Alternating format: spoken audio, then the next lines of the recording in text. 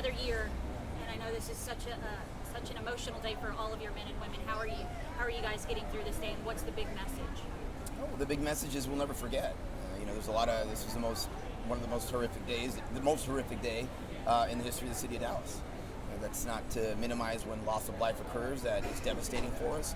But to lose 4 of our officers and 1 brother officer from DART is just unbelievably devastating.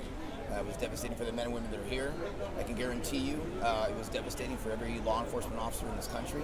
We were shaken to the core by it. And so to see the support from the community is amazing. And to see this act here is fantastic. Our men and women later on tonight will get together at one of our stations and have a private ceremony and get together to celebrate their lives, to celebrate their sacrifice. It's often unfortunate that incidents like this have to happen to bring us all together like this and to honor the sacrifice that men and women make every day. But these officers, these warriors, did exactly that. They did exactly what they swore to do, and we'll never forget that. And Chief, you weren't here at the time that happened, obviously being afar, not knowing one day you'd be here as Chief.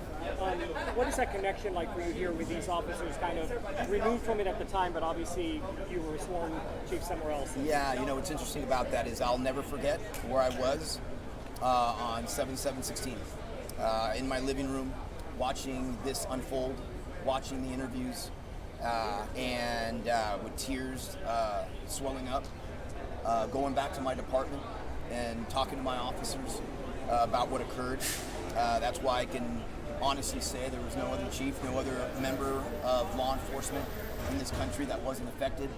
The day you land here, you feel it. It is not something that gets you in a while. It gets you the second you walk through those doors.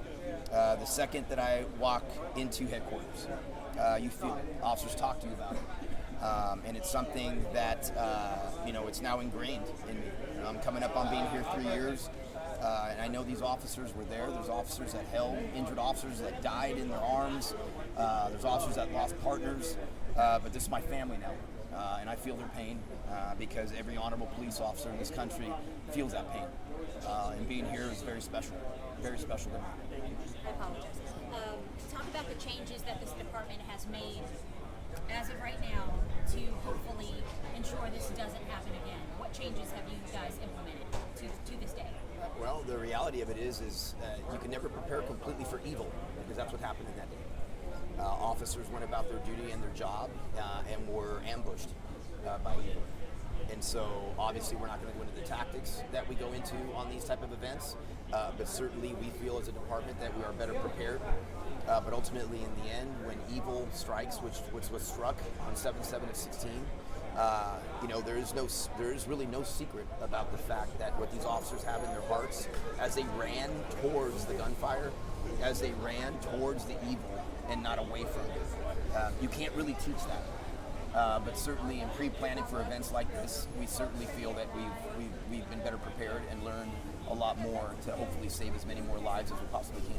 And talk about the officers still out there now responding to calls. You mentioned too, yesterday we had Fort Worth officers who were shot at when they were just going to a routine call. White Summit officers got swarmed by bees.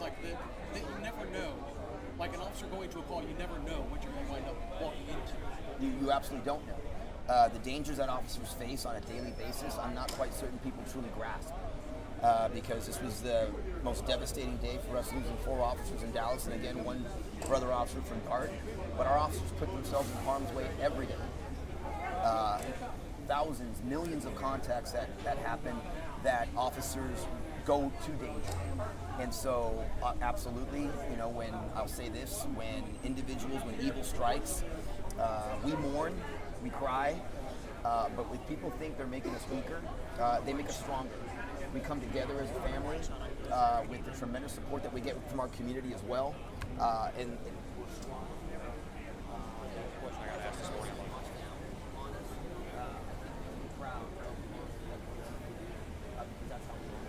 Just real quick, the ceremony seems like it's kind of scaled down, obviously, from past years.